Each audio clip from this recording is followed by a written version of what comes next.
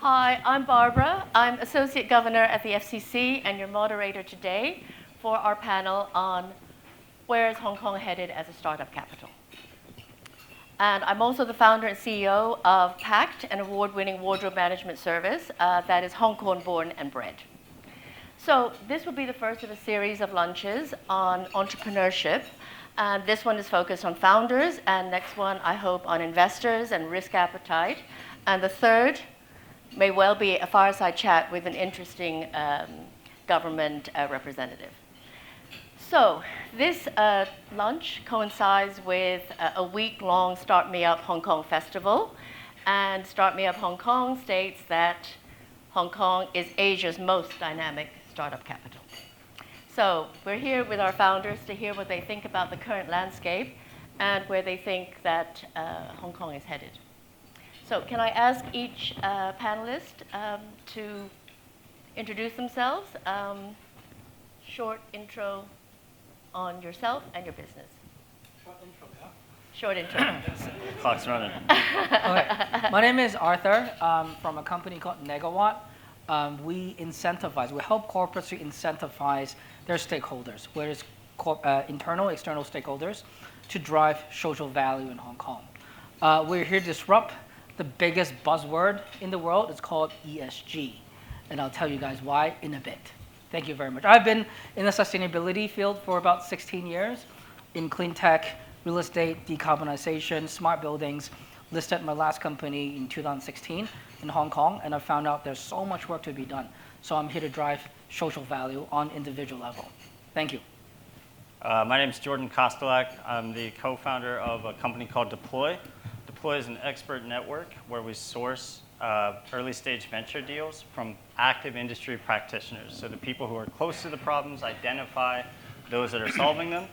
And then within our platform, those experts independently evaluate the startups so that investors have a clear picture of whether there's really something there.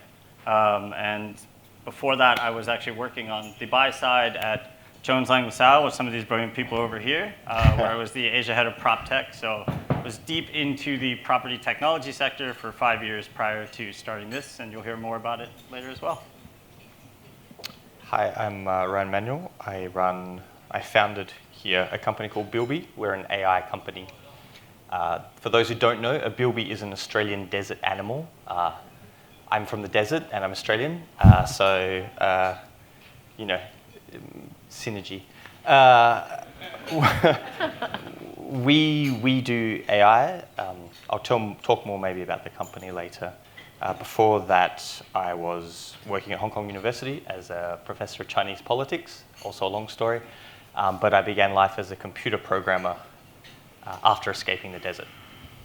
Oh, and I worked for the government for a while for Kevin Rudd, so there's some entertaining sort of, when we talk about the government part, I still have PTSD from my years as a bureaucrat as well. So all of you people from the government have come, I come in peace. I understand you too. So when I pitch, I often say that new businesses start with a personal pain point. So I'd like to ask our great founders, what were the triggers and the reasons they started their businesses in Hong Kong? Let's start with Arthur, as he's Hong Kong Chinese. Yeah, I was born here, and I've been coming from a sustainability background, and I realized this the three-letter word ESG. Yeah, Hong Kong aspired to be the greenest capital city of Hong Kong. That's what's going on. Definitely not real estate right now. I'm sorry about this real estate developers. We're going through tough times right now, okay? But we want to be green, yeah? But besides getting a loan from a bank that slapped on a, say, green loan, what is there to do? What else is there to do? It's really not, right? Does anyone own any cryptocurrency? You do. Great. Does anyone know your own cryptocurrency value, wallet value? I'm sure you guys know you check every day, yeah? Sometimes, okay. Is ESG important? Sustainability, I assume ESG is very important, yeah? In 3 months' time, ESG is a must for all listed companies, okay? The problem is there's not a right model to price social value, okay? This is my biggest problem, that I have been helping a lot of corporates to reduce their decarbonize and and do a lot of interviews and stuff like that. But the problem is we don't even know what is the value for ESG, the true meaning for ESG value, right? So that's why we create an app, okay, that can help individual to drive sustainable impact on daily basis. We can digitize and verify such results, turn it into rewards and coupons, and bring and drive what we call the green economy, okay? So really helping corporates to engage with stakeholders, customers, and also employees, right? To tell them to understand what is actually the true meaning of ESG, educate them, bring them real opportunities, verify them, and then bring them rewards and recognize these efforts. So we work with a lot of different corporates, banks, insurance company to do actual engagement. So we can actually get data-driven reports, and also we drive value for our clients. So this is what we do. Jordan? So my pain point is pretty simple. When I was working at JLL, I saw a lot of technology companies that were solving real problems in the property industry go unfunded. I saw companies you may have heard of, like WeWork, go grossly overfunded. The people who were sponsoring what they believed were innovation were not close to the problems at hand. So that's what Deploy aims to solve, by starting with the people who are close to the problems and understanding them better before we allocate capital to superficial solutions. And to answer the question about why I started in Hong Kong, I've lived here for 13 years, and my wife didn't want to move. That's a good reason. Ryan? I fear my pain point is far less sort of commercially savvy than my esteemed panelists. I just got annoyed. I sort of got... No, it's the same one then. Pissed off. Like, there's no nice way to say it. I'm Australian, and I was working here, and I had been working on the same problem for 15 years. And because I'd started life as a computer programmer, I knew I could solve it with computers. Well, I was cocky enough to think that I could solve it with computers, and I was the right age, and I didn't have family or anything, and I sort of thought, like, I've been mouthing off about this for 15 years. Like, I need to just stop yapping and start acting. And so I left. It was also the protests were on at the time, and I was teaching Chinese politics at HKU, so it was an interesting time. A rare moment of diplomacy from me there. We'll talk about that downstairs at the bar maybe over a beer or two in the future. And I just... The pain point in that sense was feeling, I mean, the reason I brought up what I used to do is, I'd seen working for Kevin in Australia, and I'd seen also just before how doable it was, and it really irritated me that I just kept yapping and not doing it. So I somewhat pig-headedly sort of decided to jump in. And I was living here, and so I kind of filled in some forms and got a little green box for 2,000 honky or something down in Causeway Bay, and just started. And explain what will be done. Sure. AI. It's We using algorithms. Yeah, so I'll try and keep this as general as possible, but artificial intelligence basically is built on data. And so what we do is we take everything that a government puts out, because governments give out great data for making artificial intelligence. And the reason for that is governments always have to tell everybody what they're doing, and we're doing a good job. And then of course there's a heavy level of spin, shall we say. As a former spin doer myself, I was aware of that. And so we take all of the data that comes out of the government across 44 different governments, and then we make automated brains essentially to predict on every single one of those statements whether we think it's going to happen or not. Is this an early sign that something is happening or not? And then you convert that into numbers, and then you can either sell or ship the numbers to, say, hedge funds, or you can convert the numbers into software like chatbots, so ChatGPT. So the outcome is that we convert what a government says into something that can be traded, or that can make a policy for you, or that can automatically write a report for you. And where AI is truly wonderful is if you can do that conversion into numbers and do the predictions, you can output it in now any language, anywhere, anytime, on your phone, on whatever. And so it's an extremely exciting sort of problem to try and crack, having butted my head against it for so many years. I learnt Mandarin Chinese as a grown-up, and there's nothing that reminds you just how much you need AI than trying to learn Mandarin Chinese. Your Mandarin is very, very good. And then Cantonese, which I was even worse at. So, yeah.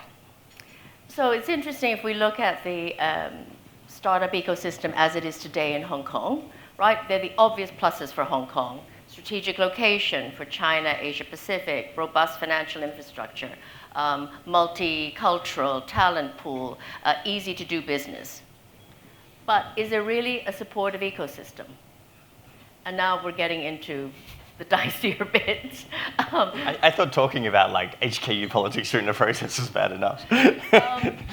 Jordan, let's start with you. All right, short answer is no. There's plenty of evidence to support. There's a lot of big numbers. Actually, Ryan just talked about the government loves to put out numbers. Just last week, the chief executive's address talked about there's now another 1.5 billion Hong Kong dollars going into a bucket for startups. What they don't explain to you is how high that bucket is, Yeah. how high the And how high standards the bar are for is. which, yes. So a couple, we'll point to a couple of big examples. The ones that we know about, Cyberport, Science and Technology Park. Cyberport has 2 intake cycles every year. For a startup, 6 months is a lifetime. So if you have to wait 6 months to get in, to get $50,000, 50,000 Hong Kong, by the way, and you guys pay rent that's above that, most of us do. The average age of a startup founder, a successful startup founder, is 45, roughly. I'm getting close. But if you're 45 years old and you're in Hong Kong, $50,000 doesn't take you very far, especially if you have children. We're not setting the stage for success. Science and Technology Park's another good example. I mentioned before I was on the buy side doing mergers and acquisition and investment into startups in Asia. I have never seen a due diligence process as rigorous as the application process for Science and Technology Park. It should not be harder to get an interview than it is to get investment, but it is. Now, in between, you have a lot of services, and there's some great organizations that are trying to solve this.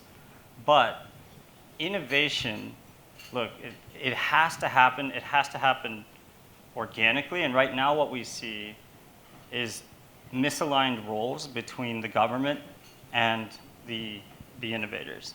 And this is not me whinging about bureaucracy and things like that. What I would say is that the government has done a lot of performance around this. I just gave you a good example around the numbers that they throw at this. But the government's job is not to be the performer.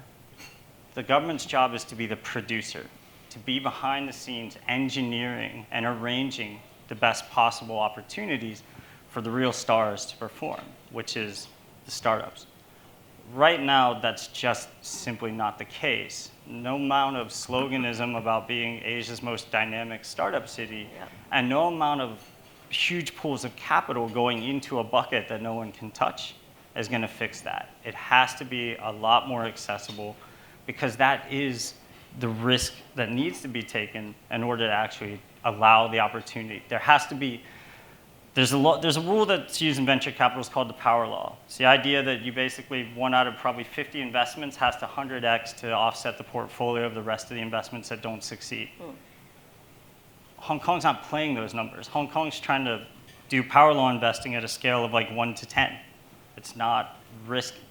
It's the appetite for risk. I'm not asking for this place to change its ways overnight, but it has to increase from 1 to 10 to something closer to 1 to 50 if we're ever going to be remotely dynamic. But what's extraordinary is, for instance, with the government guaranteed loans, and some of us have talked about it before, is it's such a high bar, and then a lot of companies took it on during COVID, and you could, at that time, borrow up to 9 million Hong Kong dollars, depending upon the MPF and the people you were hiring. But the problem was that you had a personal guarantee on it, right? So of course, COVID took much, much longer than a lot of people expected. Luckily, I was not one of those people who took it during COVID. But I can imagine that there are a lot of people in very, very serious trouble now because they can't pay it back. And it There's took no way. longer here. Like we're talking about Hong Kong. COVID lasted longer in this territory than it did anywhere else in the world, right? We didn't get our mask off until Clock and Flap weekend of 2023. Yeah, March 1st, 2023. Yeah. Like I still have the tan lines. It's crazy. Arthur, what do you think? I know you had a less of a... For Hong Kong or the Hong Kong government? It's very Because different. The state. I'm speaking to the state of the territory. Okay, yeah. Hong Kong in general, I think it would say it's a love and hate situation. Okay, love as in like it's very efficient, jam-packed. If you're into the B2B business cycle, you can get around most of the Hong Kong in maybe within half a year. Okay, because essentially everyone knows everyone, because it's a very small place to go, right? So if you do well at what you do, word gets around very quickly, okay? But if you don't, at the same time, word gets around even quicker as well, right? So, and Hong Kong it's a very mature city, okay? So to be an entrepreneur, you have to find things to disrupt, right? But because Hong Kong is so mature, it's very difficult to disrupt things, right? Because Hong Kong has this longevity and maturity, has a very robust legal system. The more robust it is, the more difficult it is to disrupt, right? That's why if you do well in Hong Kong, you most likely will have higher chances of succeed somewhere else besides Hong Kong. So I would think Hong Kong is a good sandbox to start, to test your ideas. And at the same time, Hong Kong, the bad part about this is we're in a very competitive world, right? We definitely cannot compete against China or GBA, right? Look at the rent, look at the labor costs, right? When China has an influx of labor of 1/3, 1/4 of your labor costs, and they're willing to do 3 times as much, right? There's as a joke that we say that in China used to be 996. Yeah, have you heard about this term 996? 9 hours, 9 to 9 every day to 6 days a week. Now it's 007, right? 12 to 12, 7 days a week. And you still have a lot of applicants doing it because China has economic downturn. Try to apply that in Hong Kong. Yeah, doesn't work. Oh my God, it's insane, right? It's very difficult to hire people, okay? So in a way, in a nutshell, again, I can't say it's bad, right? If you know how to get around with it, it's actually one of the quickest springboard, right? And Hong Kong does have its own advantage. If you go to Southeast Asia, people still look up to Hong Kong companies, right? And they would love to learn about how you're being successful, how you can leverage your network. So yeah, I can't say it's bad or good. It's love and hate. Love and hate, Yeah. okay. Ryan, love and hate. Favorite topic? I kind of come at this a bit differently because I have to compete with China. I can't be like, I make AI. Like, that's my rival. You know, I'm competing every day with Alibaba, Tencent, OpenAI, you know, all of these things. And so to go to Jordan's point about the power law, I'd also like to add, I agree every single word that was just said, except for maybe the mindset one of we can't compete with China because we have to compete with China. And if we want to be serious as the startup hub of the world, well, or Asia, or you know, Asia, yeah. it's the same. I mean, it's a global world. If I'm making, there's no prize for like Hong Kong AI. There's just AI, right? Like you do or you don't. There is no try. And from that perspective, I would fully agree with my panelists in every, I mean, probably even go a bit further than Jordan. We gave up on the government. Challenge accepted. No. We gave up on them, and it's a fun game. It's a sprint to the bottom, not even a race to the bottom on that one. Totally agree with Arthur's point about the love and hate. But for me, the tragedy of Hong Kong is we need to not try and be Asia's best star. Like, who cares? Yeah. Like, what are we making? And from a pure AI perspective, what is never spoken is that Hong Kong has the best opportunity in the world. This is literally possibly the best place to make AI in the world right now. And the reason for that is, over the road, you have all the Chinese developments, and that becomes what's known as a stack. In other words, like a bundle of stuff that you can build things on. And obviously, given our status here, you also have a Western stack. And yes, access to that is trickier sometimes due to some political reasons. But there's nowhere in the world where you can make an app on Google Cloud with a payment function on Alipay that uses a graduate. Like that's what I think the tragedy of Hong Kong is that we're so busy trying To be something be else, yes. just like be world class. Like get on with it. Yeah. I mean, that's where I get frustrated is that there's this, the beautiful word Jordan used, I really agree with, there's this performative element, but it's sort of lost like what, you don't come to Hong Kong to kind of make some stuff and maybe you make some money. You come to Hong Kong to have a crack. Like, I left Australia to do something world class. I'm not intending to, I happen to be in Hong Kong. Like, whether it's dynamic for startups or not dynamic for startups, that's on me. Like, that's my fault, not somebody else's fault. So I think in that sense, like, we're a long way off these slogans, but more importantly, I think that distracts us from what we should be trying to do, which is like, how do we make something that is the best in the world? Yeah, like, absolutely. And pick something and just go for it. Like, I do agree with what Arthur said about Hong Kong being a bit of a sandbox. We looked at it as kind of a great launch market because it was small, logistics were easy, we thought there was a need and definitely pain points that made me create my business. And I think it's kind of proved to do that. And now, again, we're learning how to manage that love-hate, with all the government BUDs and TVPs and, we're like, everyone's laughing on my team because we know what it's like. But once you learn to play the game, well, why play the game? Just get on with it. I would challenge a little bit of this because, Arthur, you said that if you do it here, you can do it anywhere. But there's not a lot of evidence of that, with the exception of like Klook and a couple of other startups. Like what you just said, Barbara, is really part of the issue I'm trying to shine a light on today, which is escape velocity, the gravity is so much higher here, right?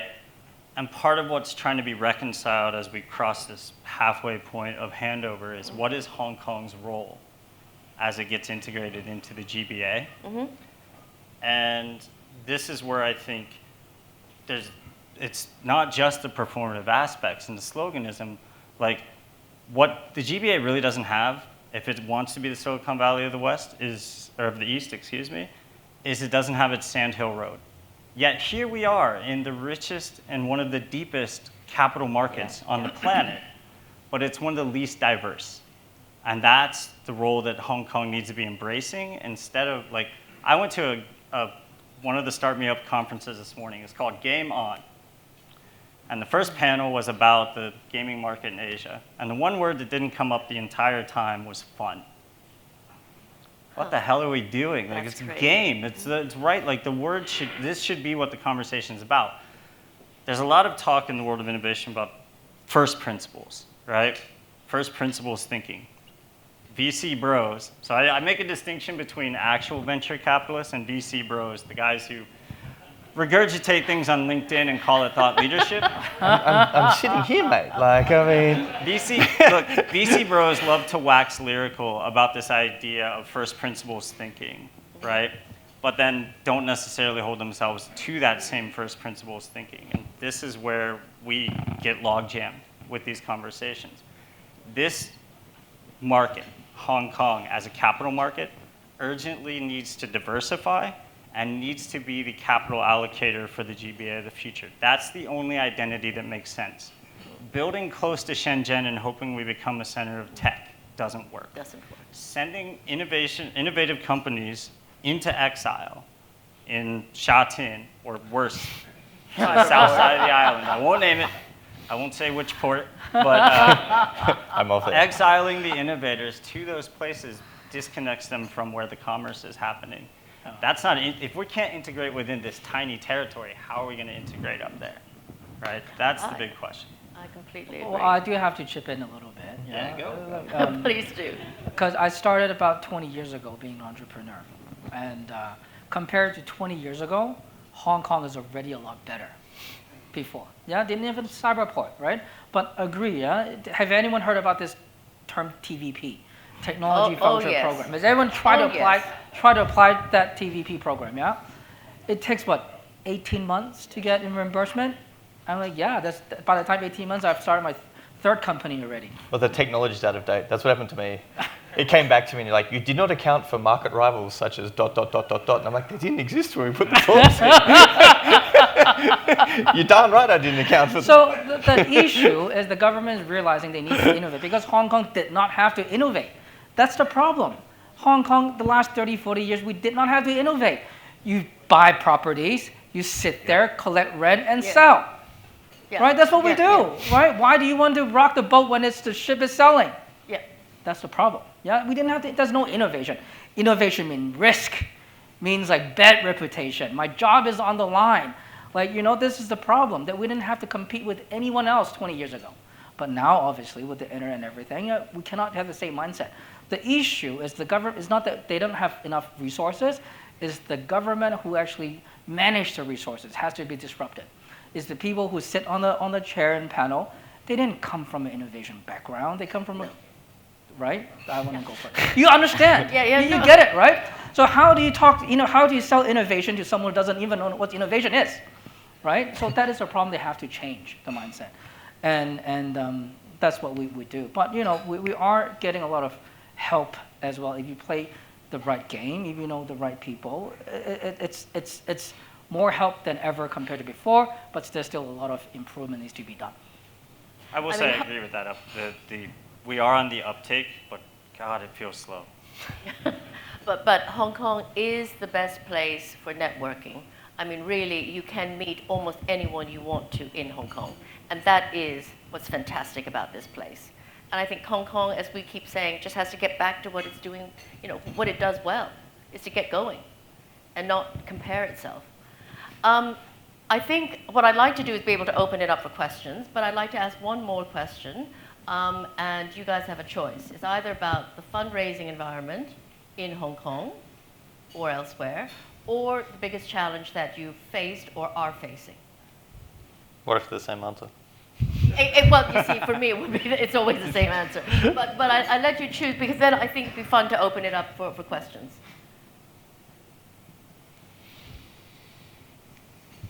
Or keep in mind my two questions and answer either one. I'll start. I can say, Go. I've got my investor sitting right there, right? But he's very, very supportive of who we are, right? So I think that the investment side, the world is tough. We all know that, right? It's better than putting the money in the bank than doing nothing right now, right? We all know that. But I think the key part is to find the right investors. I think that's very crucial. Number one, do you guys speaking the same language? Are you solving their problem? Does he recognize your problem that you're trying to fix, right? I think that's number one. When you get it, then, you know, right now the whole VC environment changed a lot. They don't talk about growth. Is not about how many users you have, what's the traction you have. Growth is not even about what is your revenue. Growth is about how much money are you making, what is your EBITDA right now. That's like, what?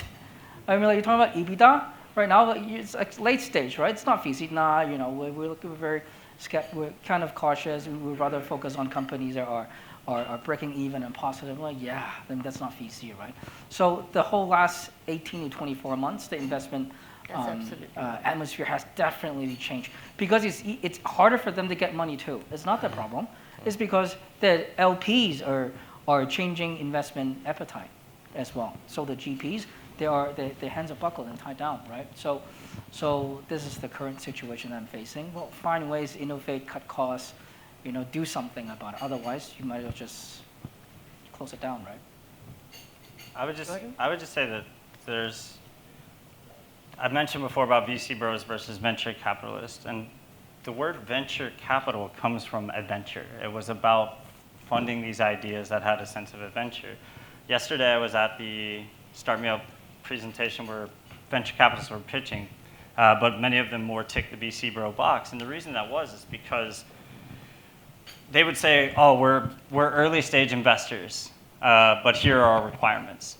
And I know that without getting into some weird analog, it's hard to illustrate how absurd that is, but if you say you're an early stage investor, then you need to understand the disproportionate the amount of risk that actually entails.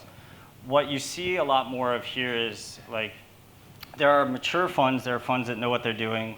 Typically, they're part of a global network of funds or fund. But there are a lot of, I guess, what I would call tourist VC bros in Hong Kong, where they speak that language, the Series A, seed,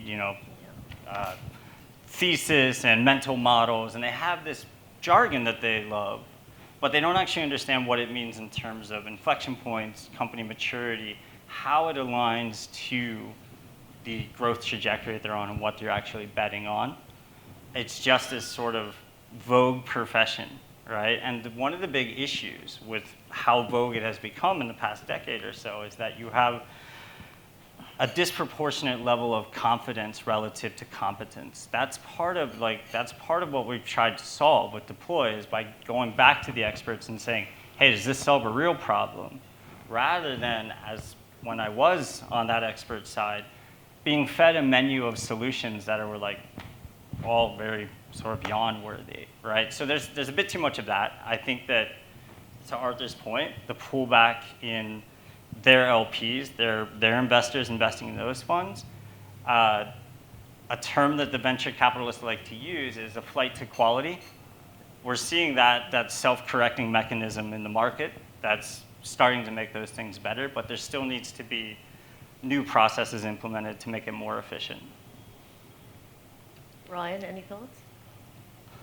I think the biggest challenge is managing myself, and that links to the fundraising in quite a different way. I'm stuck in my world. I have 25 staff now, sure, but I'm building something, and I don't, every minute counts. Every minute I'm sort of pontificating on my thoughts is I'm not making my company. Yeah. Or every minute I'm talking to an investor, about, well, I mean, here's the... All the little course corrections. We all make graphs that go like this. This is the joke. And then the rivers of gold pour into your wallet. Every minute I spend doing that, I'm not, somebody else is 7, 7, 12, or whatever the new du jour is. 7, 0. 7, yeah, 007. It's something terrifying. 007, yeah, I wish. The ups and the downs, the knowing when to talk to people, and the knowing when someone has your back or not, and just getting out of your own head, and knowing when you sort of shift out of making things mode to listening mode. That's by far the hardest thing. And then one of the problems with fundraising is that it really exacerbates that roller coaster so badly, because someone external is judging you on your curve. You're basically pitching your dream and your sort of 4.5 years of sleeping on a floor and not seeing anyone to somebody external, and yes, it's and each time they've had a bad day or they've done something, and you've got to go home and be like, or you've got to go to your staff and be like, well, I failed and I'm sorry, and And each time you pitch, you really pour your heart out, right? This is something you so believe in, and you're really on a trajectory, and you need like-minded people to help. And so that's I think by far the biggest challenge. And then getting money to do something is tough for that, because it makes it really hard to manage yourself. Even the best investors in the world, the best meaning people, sometimes they can throw you off course, and then you sort of that you are crying yourself on the floor again, sort of rolling around a bit. Being like, that's right, I had a job once upon a time, my mum knew what I did. No, and it's also hard if you have external investors telling you what to do with your company, and you obviously want to be flexible and pivot, but you also have to stay true to what you're doing, because otherwise that just deflates the whole process. Yeah. Well, I think to that point though, Barbara, like if they are your investors, if they put money in, then they have skin in the game, right? The bigger issue I always draw, especially why I try to solve a problem with this disconnect between experts and the problems, is that a lot of times what you get more than anything is bad advice. I'll tell you my favorite example. You get a lot of people who want to sit and tell you things as a startup. And one of my favorite cliches that I hear a lot is, ideas are worthless, execution is everything. That statement is not false at face value, but usually that person will follow up by giving me about 10,000 ideas about how my platform can be better. When what I wanted to sit down with them to do was get a connection to an investor or something else like that. And it's that kind of lack of self-awareness. This isn't limited to Hong Kong, it's not limited to venture capital or anything else like that, but just sort of checking those absurdities is really important. But I think that that's the bigger thing, at least with the case of investors, kind of steering you in a direction. There's skin in the game. And you do have some responsibility of that. So here I am defending VCs, so Barbara, you owe me one. Okay, let's wrap up and then maybe open to the floor if there are questions. Short answer to where do you see Hong Kong headed as a startup capital? Do you think that's going to happen? Is that a 1 year? Is that a 5 year? A couple of words on where you think it's going to go. I'm bullish. You're bullish. Go ahead. Yeah. I think, but I'm bullish for reasons that may not be good for Hong Kong. I mean, who's going to do this? I think that there's a class of brilliant, multilingual, Harvard-educated mainlanders that find Hong Kong very attractive. I think it will change the fabric of the city somewhat, and I think that they have, as I said, they can build on a Chinese stack or a Western stack at 15% tax, and I think that there's a real opportunity there, but I don't think it's going to be what we traditionally think of as a Hong Kong startup scene, if it's to succeed. If things continue on the status quo, I'm bearish. My answer is conditional. If we embrace that the best role for it to play in a future GBA is as the Sandhill Road of this new Silicon Valley of the East, get out of our way. That's it. If they actualize that identity, this is going to be the place to be, like it felt like when I first moved here 13 years ago. If not, I guess the worst of it would be the sort of crass prediction of we're just another second-tier city in China. Third tier, probably. To be honest, That's her. I don't really know. Yeah. And I don't really care either, right? Because at the end of the day, I'm devoted to what I'm solving. I'm devoted, I'm committed. The problem I want to solve in Hong Kong. I don't know, if your product works, it should work, right? If your product is genuinely solving a problem, it will come out one way or the other, right? So I don't know. It's a lot of different answers, investment opportunities, but it's just, you got to be true to yourself. Are you building a good product? Are you solving a real problem? At the end of the day, so I would ask myself first, rather than, it's very difficult to raise money. Well, before you raise money, have you get your things together, right? So that I would tell myself every single day, how do I become better? And if I could solve all these problems that we talked about in the last hour, I'll have a higher chance to be successful, right? Because everyone else is also facing this problem as well, right? So that's why thinking about how to beat the system and then do better for myself, and that's what I would focus and care about. That's what we do. Thank you very much. Can I open it to the floor? I just have one request. When you ask a question, say your name, and please ask only one question at a time. And no long prefaces to questions. Lee? Hi, I'm Lee Williamson, the current president of the club. Thank you, gentlemen, for a really insightful and at times entertaining discussion, brilliantly held together by Barbara. I'd also like to congratulate the panel for having maybe the longest discussion I've witnessed on the Hong Kong startup scene without mentioning the S word, Singapore. The old frenemy of Hong Kong, and a lot of entrepreneurs and these kind of discussions always do seem to have one eye on what's happening the other side of Asia, and lessons that supposedly can be learned.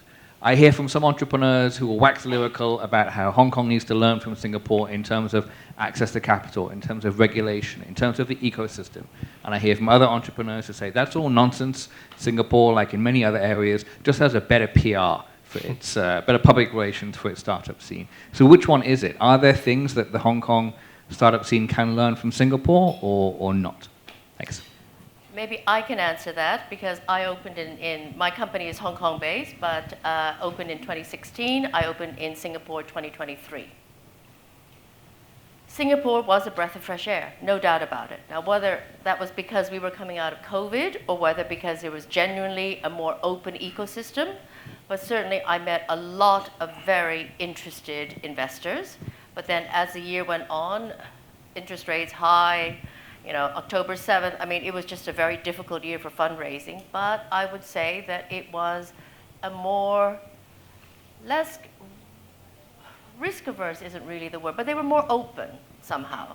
And I think Hong Kong was suffering a little bit from post-COVID blues, I have to say. But I just won a global prize out of Singapore. I don't think that would have ever happened here in Hong Kong. And that's really sad. I think drawing any comparison to Singapore takes your eye off of moving forward. Like, God, I'm about to quote Peter Thiel, but he said competition's for losers. And in this respect, it's exactly right. When we look at Singapore and say they're doing this better, Singapore has a much more robust venture capital scene, but it's actually a lot of VC bros in the context I used it earlier. There are a lot of people, like I actually know from my time at JLL that I met so many people who had founded some zombie startup that then got passed on, and now they're a 3-time exited founder, but there's no product at the end of that line. And I think what Arthur just said is really the most important. Only in this context, at a territorial level, we need to focus on us. We need to focus on what moves us forward and not draw this comparison. We seem like the sad ex-boyfriend all the time when we talk about Singapore. It's the only way I can characterize it. It's honestly pathetic. And it gets really exhausting. So just don't, is my answer. I don't know. I think I've got my founder hat, and then I've got my ex-policy worked for the government hat. I'm not arguing with any of those statements. No, please. But I do think it's worth looking at some of the benefits of the VC broization, if we want to call it, which is and firstly, starting by your question is there something to learn from Singapore? There's always something to learn. There's always something to learn from everywhere. That's how we should be approaching this. You can't sit there. I mean, I totally support Arthur's point about forwards, focus on our own product and stuff like that. But part of focusing on your own product is still the best ideas, right? And something, not the IP for the record, that's just being recorded. This is not legal advice nor a formal statement. We should be shamelessly looking at what works and applying the same rigorous laser that Jordan just did. From my mind, what has worked well is they have done a good job, at Jordan's point, of actually giving money through to LP, as funders, they pass money to VCs, and that money therefore gets sprinkled around, and you get some rubbish, but at least you get some money and some dynamism, which is, I took from your sort of opening statement, is good. I think we could learn that. And then the other thing I think they've done well is that the technological sophistication in terms of when you talk to, say, the government or when you talk to a funding body, just because they're seeing so many things pop up and they're having to evaluate if there's smoke or mirrors, I think that they're doing really well at knowing what a graph database is, or when you say, oh, we're going to vectorize, people in the room actually know what that means, or all those sorts of things. And so I think that there's a lot we could borrow here in Hong Kong. But yeah, as Jordan said, it's over, move on, we're not the X. Yeah, just one more thought on that. You're talking about duplicating bright spots. That's the first rule of effective transformation. Find what works, replicate it. That's one thing. What happens in Hong Kong is, oh, Singapore is this, we need to do this like Singapore. Like, it's not, it's really a very different, at least in my experience, the way it's expressed is very different than saying, how do we do what they did only better? It's usually like, oh, they're doing this, you know, we need to be like this, right?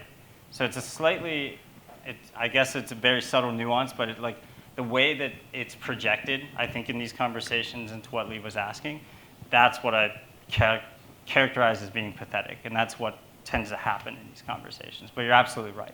Borrow what works, duplicate it, and do it better. As a seed investor, Ed Simnett, as a seed investor who actually does write $50,000 checks to pre-incorporation startups, I think just following on from that, one question as an investor is that an 8 million person market almost definitionally is never going to create a unicorn. And Singapore, I think, is very good at looking at being Southeast Asia. And so if I look at sort of Caro, which I invested in as a, you know, at the very first round, it went around and it just did its thing in Indonesia and Thailand and Malaysia. Who's doing that here, and where is that going to happen? Because really, it feels really hard to go to China, and I'm not, I mean, I've just got here from Silicon Valley, so I'm kind of very much like, whoa, I don't really understand what's going on. Hashtag, by the way, everywhere else I go in the world, people suck my brain. Here, no one's interested. It's mind-blowing. London, people suck my brain. New York, people suck my brain. No one has tried to suck my brain here.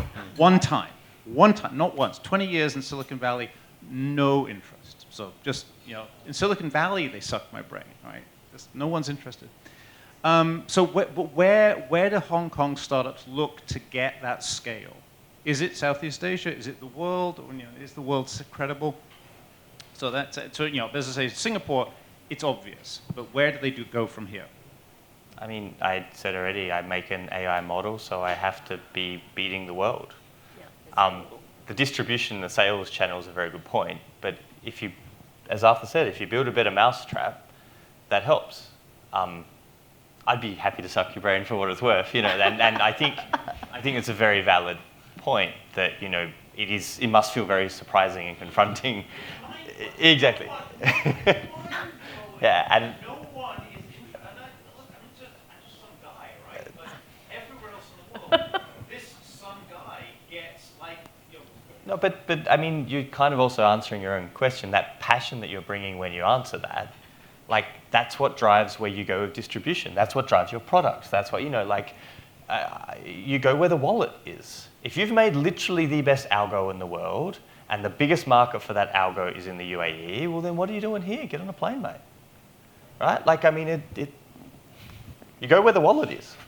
Arthur, where do you see your business I'm actually scaling just to? focusing in Hong Kong right now. It's 8 million people. Sure, find an idea, find a product, find a solution that you would become a unicorn just because it's in Hong Kong. It's a far-fetched idea, but why not? No one's stopping you to innovate, to change what it's like, right? It's a small market, but still, you know, it's supposed to, for us, it's claimed the greenest capital city of Asia. Okay, where else should I go? Nowhere, definitely not Thailand, right? Not Philippines, right? Start in Hong Kong, do well in Hong Kong, I'm sure it has an attraction. If your TAM, your TAM is not big enough, go back to the drawing board, right? So go back to innovate and keep, you know, milking more revenue out of your existing customer. So for us, I mean, I've done business over 10 countries from my last startup, Southeast Asia and also one in Africa. But I realized, wow, why don't I just focus on one thing first, which is Hong Kong, and prove that you have enough capability to make scale, right? Take a market that I have a major market share in Hong Kong, then I would attract other partners from other countries to come work with me, right? So it's very difficult that if you want to build multiple countries at the same time, definitely with limited resources, right? I would say, you said you're coming from Silicon Valley. So right now, a lot of the solutions of the world are concentrated in the Valley, but the problems are distributed all over the world. What's cool about Hong Kong, what I think is very positive and why you might, like, forget the market size. Yes, there's 7 million people here, whatever, but they're some of the most well-traveled and some of the most multilingual and like just generally worldly people I've ever encountered. I've lived here for 13 years. My wife has seen more of Europe than she has of Hong Kong, right? Like they are the people who live here, not just Hong Kong locals, but people who live here have a real sense of adventure. So when I'm whinging a bit about the disconnect between adventure and venture capital, it's just because we're sitting on so much potential energy. So my excitement for Hong Kong and the frustrations I've expressed today aren't because we don't have what it takes or the necessary ingredients. We're just cooking them up wrong. Rishi. Love the discussion what you talk about Hong Kong and all the policy changes, but a startup grows also from talent. And I'm also a startup founder starting up an AI company. And one of the struggles that I have, I can't find good talent in Hong Kong. And if I look at Silicon Valley and I was traveling there, like the buzz and the talent pool is I can choose from anyone. So I would love to hear your comments being startup founders, like how are you cultivating talent in Hong Kong? This is going to sound really, it comes to me, it's the reverse. If you're like the one bright spot in a city full of 7 million well-traveled, brilliant people, and you're the one out there being like, we can do it. It's the best place in the world. Chinese stack, Western stack, bang, it's going to happen, AI. Like, people ping me 3 times a week because, the human capital side is so good here, and Silicon Valley is also, I get it, and we've heard beautifully just how different it is. But then they could also go get a job at Google. And, I ain't the best looking sort of dude at the bar, so I'll talk to the people that want to talk to me, right? If that makes sense. Like you sort of start where you are and you use what you've got. And I think on a human capital relative to, ability, language, adventure, Hong Kong slaps. It's fantastic. HKU, HKUST, CUHK. I mean, I'm biased because I used to teach at one of them. But, our intern program is just, we just can't stop people turning up and being like, oh, yeah, we just want to be an intern. We're like, you can't be an intern. It's like, oh, why not? I'll work for free. And you're like, you can't be, you have to turn people away here. But it does require, to me, it's the benefit of Hong Kong having perhaps not the dynamism it tells the world it has, is that vice versa, you can recruit here like a boss. I have to That's disagree. just my, 100%. That's AI's sexy, it's so, I think it's because AI is so sexy. Because it is definitely not the founder. It is not easy to find the right talent, I think, in Hong Kong, and also because there's some great graduates out of the universities, but a lot of them do not know how to think outside a box. And that's what I teach all the young kids who are coming through, as interns and later on even as master's students, think about how to do it differently. You don't have to do it this way because it was done that way before. But a lot of these kids just want to do it the way they've learned. There's some creative. And obviously, you're in such an exciting field. I'm in a much less exciting field. I don't think it's easy. It's one of the most difficult jobs ever. Most time-consuming and making the right bet. I understand the industry, but finding the right talent is difficult. I just actually counted, right? The last 5 people that I hired, they're not from Hong Kong. They're from India. They're from Shenzhen. They're from Chongqing. They're everywhere else. But they live in Hong Kong, right? But I think that the key is the mentality part of it is, and then you have to really give them the vision, right? The product. What are you solving? Are they in line, right? Is the talent that you're hiring, are they in line with the product they're building? Rather than asking like, oh, this is my grunt work, you're gonna hire you to do that, right? I think it's really to cultivate the inspiration they have within, and then to make them think even more, right? Because we are startup, we're creating something has never been done before, right? It's very difficult in a way.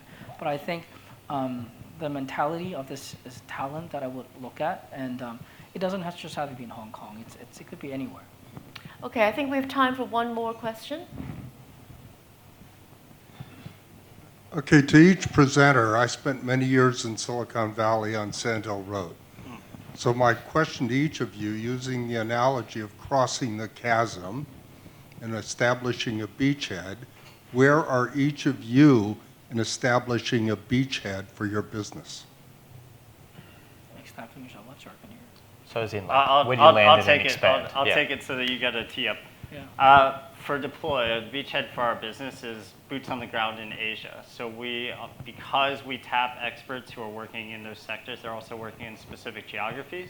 So if you are a Sand Hill Road-based venture fund who wanted to have an office in Asia, you have to hire an investment principal, several analysts, and your best bet's going to be Hong Kong or Singapore, and you're not going to have much coverage whatsoever. You're going to get stuck in traffic when you visit Jakarta, lose 3 days.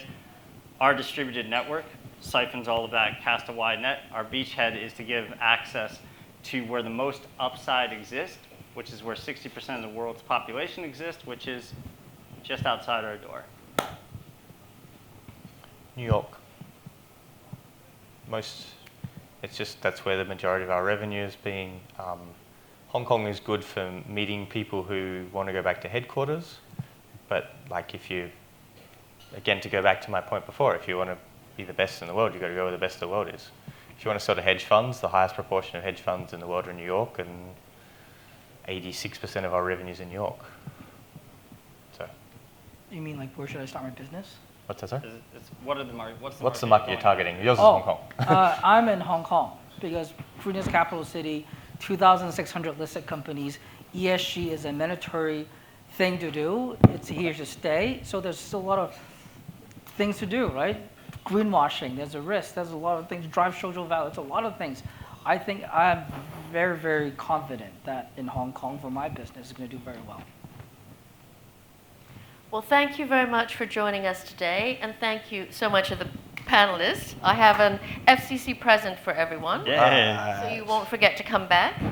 And we will have more events in the entrepreneurship series. And if you're not a member, there's a membership packet on your seat. And please think about joining the club. We're the best club in Central. Anyway, lovely to have you here today. Thank you very much.